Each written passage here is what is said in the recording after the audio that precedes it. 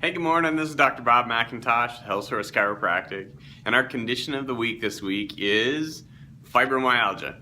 And so some of the things I want to make sure and touch base are going to be really the biggest signs on how someone knows what it is, but also the definition on what fibromyalgia is.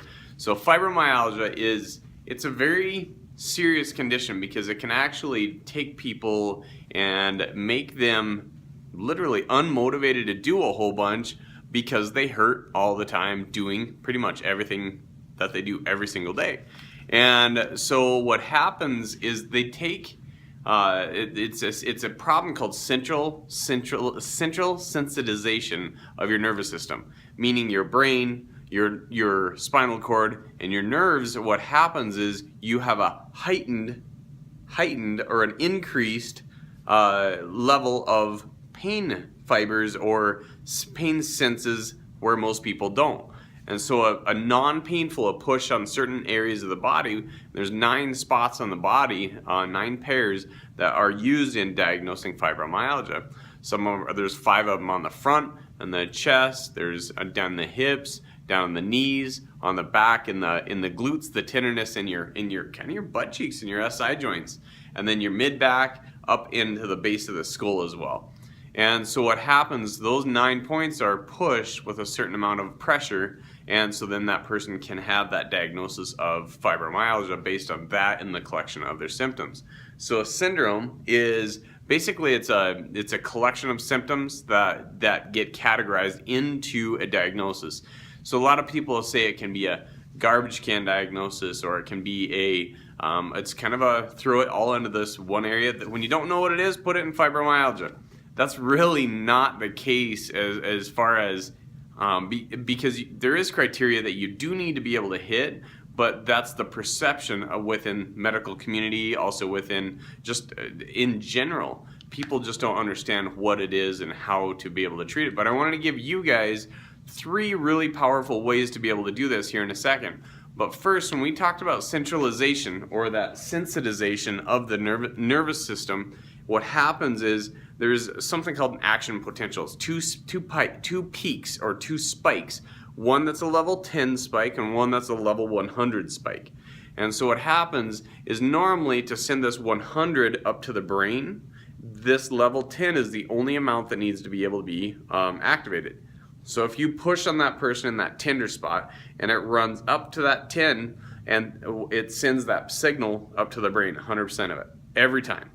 But what happens, that sensitization shrinks that level 10 down to a 2 or a 3. So it just takes a light pressure, a light push to be able to send that same exact pain signal clear to the brain.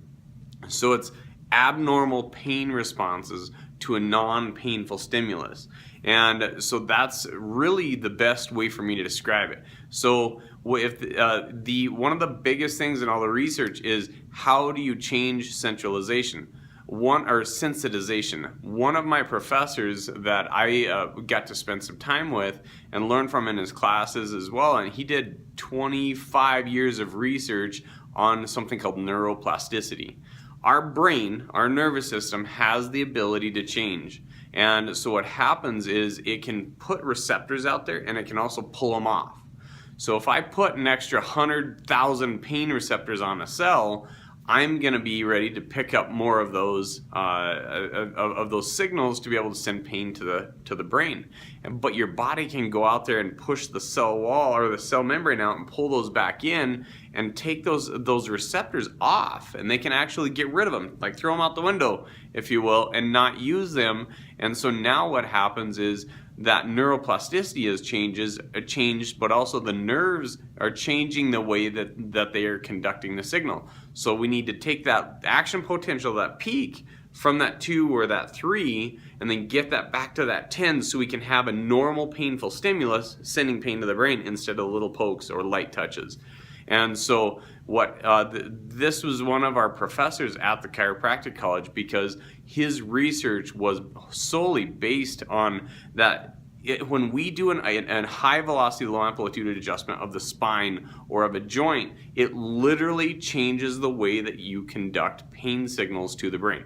So that is probably one of the most effective ways to be able to minimize and reduce pain. But also it changes the actual neurology, and the neuroplasticity allows us to be able to adapt those nerves and change them so we can actually have an impact on conditions like fibromyalgia. And so that's what you do as far how you have control over is you know how to actually change the neuroplasticity or get it to be neuroplastic to be able to change the sensitization. That's how you change people's lives with fibromyalgia. So that's what we do in our office. That's chiropractic. We can change sensitivity of the nervous system. So the top 3 things that I want you to take away with this are going to be that you can add to your lifestyle is going to be, if you know someone that's dealing with some pain changes in their life, these sensitizations, you can have them get their vitamin D checked. Vitamin D is extremely important in being able to modulate pain and reduce pain and inflammation. So really important. The hospitals around here have changed things, and they have a max limit of 50 as far as your levels for vitamin D. It's thrown a red flag on the blood results. But all the research is literally in the 80s is the high limits, and if it's a non-toxic, you can actually drive it just a little bit higher than that and not have too high. You can take it above that just a little bit and without hurting people, but you can also help impact their vitamin or their pain control. So no matter what it is, the safe levels are between 30 and 80 by all the research that's out there, and you want to be able to shoot for that 50 to 70. That's where you really want to be able to shoot. When I do health fair, there's not many people out there that that have normal levels of vitamin D. So get your vitamin D checked. That's number 1. Number 2 is going to be sleep. And it doesn't matter, your amount of sleep is going to be important, but it's almost always about the cycle of sleep from beginning to end. So you have to have that beginning to end, start time and end time being the same all the time. That's the biggest things as far as with your pain control and pain modulation and sensitivity control. Get regular sleep, and it's not gonna be get more sleep, because sometimes that's worse. So get up, get moving. Now we're gonna talk about the last thing. And everybody always says this, but it's so true. Get out there, do some exercise. I don't care if it's walking, I don't care if it's running, I don't care if it's CrossFit, I don't care if it's yoga. Get out there and move, because it'll help your pain and inflammation within your body. So Dr. Bob McIntosh, we're down at Tuscany Square, 325 Omaha Street. Let us know if we can help. I hope this was great information for you. Please share it. Share it with somebody that you know that it can help. So thanks for listening. Have a great day.